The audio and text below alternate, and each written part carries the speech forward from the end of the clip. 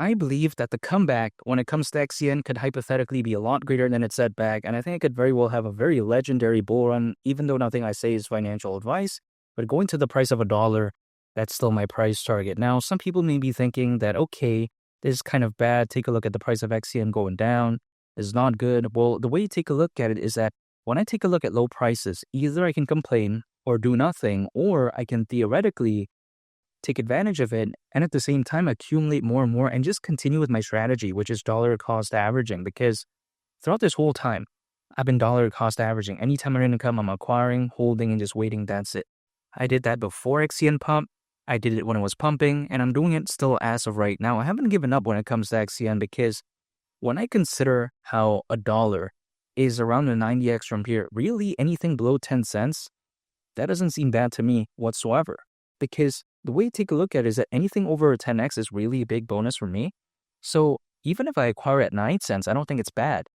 Now, again, no one has to follow what I'm doing here. This is just personally my perspective. I'm not telling anyone to buy XCN, but the way I view it is that when I take a look at, again, XCN, it's a very special project, and I don't see why it won't go up again. Because when we take a look at XCN, historically speaking, it did very well not too long ago, basically without much really going on for it, if you think about it. Now, I would argue that when it comes to the Onyx protocol, there's a lot more going on for it. Take a look at their planned mainnet launch when it comes to Goliath for next year. Now, that may seem like quite a while, but really, if you take a look at the testnet, it's expected to have a launch in Q3 of this year. So the way you take a look at it is that, again, there's a lot more going on. It may not be much more, but still there's more going on for it. Keep in mind as well, when we take a look at what's going on with Ripple and the SEC case, and with that basically being out of the way, hopefully forever, with that, that's really creating positive sentiment. Now, if this happened months ago, or if it happened, let's say, when XCN was on the rise, XCN would have probably done a lot better. And the impact would have probably been a lot greater back then because the hype and attention was greater, of course, back then. So good news, of course, would translate to just having a more positive sentiment. As of right now, that's kind of dialed down and muted because I feel like, of course, with the price going down, people wouldn't really have the same motivation to be cheerful if, let's say, good news does come out and then the price isn't doing good, at least in theory, in my opinion. And some people may be wondering, okay, why would Ripple having that victory, quote unquote, be good for XCN? It's because XCN, it's focused on pretty much the same markets as that. So, of course, if the market leader, which XRP is, does well, and there's positive sentiment for it, of course, it's going to largely benefit something like XCN. It's like, for instance, of course, if Bitcoin does very well, naturally, some of it is going to trickle down to altcoins, and naturally, something like XCN could hypothetically go along with the ride. So I think this goes hand in hand here.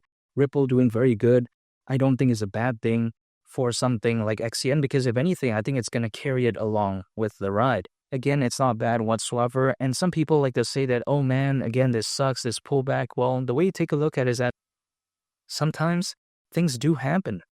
It is what it is. Sometimes it's part of life. Sometimes it's part of the market sentiment overall. Again, it can fluctuate. But for me, I'm going to stay consistent throughout all that because the way I view it is that the market can be down, it can be up. I'm still going to believe in XCN because I do believe that this is somewhat a smaller version of XRP. It's never going to defeat XRP, by the way, but me being able to sort of hypothetically, in an analogy type of way, go back in time, let's say, and this is what I feel like when it comes to XCN. It's like as if I went back in time and acquired XRP at a much lower point, because take a look at the market cap when it comes to XCN. It's way lower than XRP. Again, it's never going to defeat it, but it just gives me a vibe where it's like, hey, it's this up and coming sort of a glimpse type of version of XRP. Why not? Why wouldn't I believe in that? And the way to take a look at it is that we've seen many individuals who make it big. We see these millionaires, these billionaires. Sometimes their life story isn't always this smooth sailing. But they, generally speaking, I've noticed they have had this strong goal. They have this dedication. So then when things do sometimes go down, sometimes they go up, their motivation is still there to try to achieve something. So for me, that's the same thing I'm implementing here. Sure, the market can be down, but I still have this vision when it comes to XCN, which is why I still believe in it and I haven't given up.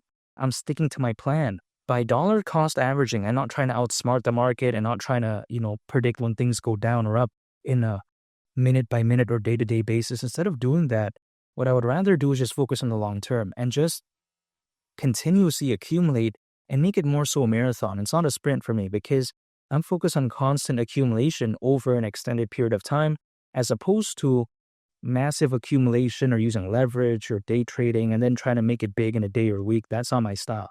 I'm in here for the long term anyways. I think it's a lot more simple for me. I don't have to worry about reading, what's going on every single minute. It's like, who cares about that? Let's say XCN drops 50% next week, or let's say it goes up 50% next week, whatever the case may be, doesn't matter to me. I'm still going to stay with my strategy and I'm not going to give up because when you take a look at Onyx, this is trying to again achieve great things here. You take a look at the heights in which Stellar, in which XRP, right, aka Ripple reached.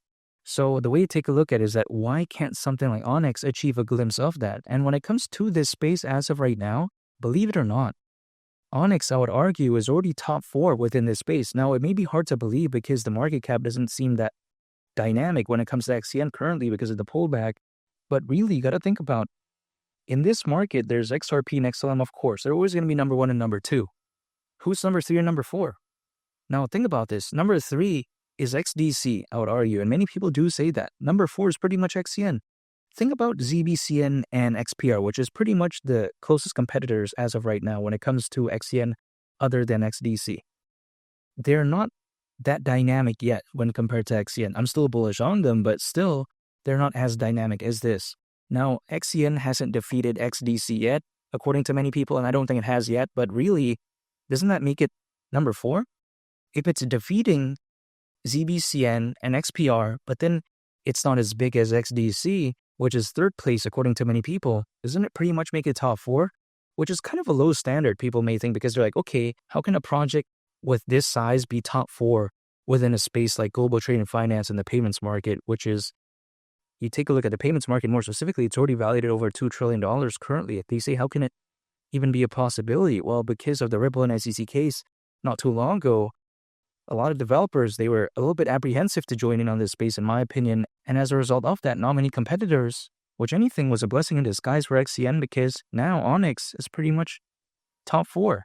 So when I take a look at something like XCN, man, it's in this very unique position. And with over 600 million crypto owners, according to Crypto.com research, which we currently do have, I think this point could be very special.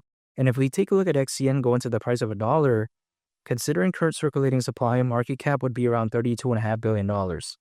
Again, like I mentioned earlier on the video, that's around a 90x from here. But when we consider how XRP has a market cap as of right now that is well beyond $100 billion, this doesn't seem that crazy, especially during a fully fledged bull run when things are very euphoric. Let's say XRP goes to the price of $10 or $15. Let's say Ethereum goes to 10,000. Let's say Bitcoin goes to 250,000 and even beyond. At that point, I don't think around a $32.5 billion market cap would be too much to ask for, at least in my opinion. And XCN at the price of $1, again, I don't see why not.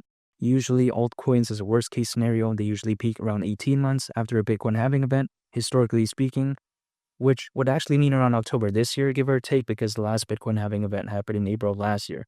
So again, it's not a surefire thing, but I'm still going to pay attention to it. I think the journey is still very far in $1. That's still my price target. And XCN, man, I really can't wait for its comeback. It could hypothetically be legendary for me. However, only time will tell, but I'm very bullish.